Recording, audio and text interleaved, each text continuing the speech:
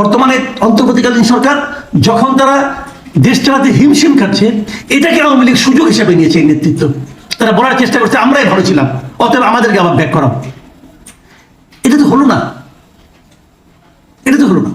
আমি আওয়ামী লীগের নেতৃত্বকে অনুরোধ করবো, তাদেরকে আমি বলবো, পরামর্শ দিতে চাই আর আপনাদেরকে এইভাবে পরামর্শ দিতে। এটা সেটা অনেকে বলবেন না যে আওয়ামী লীগের আমি দালাল হয়ে গেছি, আমি ভাবলে ভাবেন, কিছু করার নাই।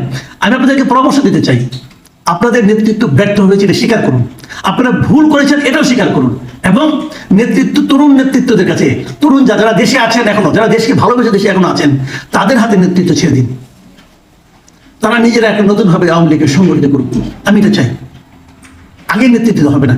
প্রিয় দর্শক, আমি জানি না আগামী এই মাসে কি ঘটবে, কিন্তু এই মাসে এই দেশে ভালো কিছু ঘটুক, অস্থিরতা তৈরি না হোক, মানুষের বিভেদ আরো বেড়ে না যাক, এই কামনা করছি।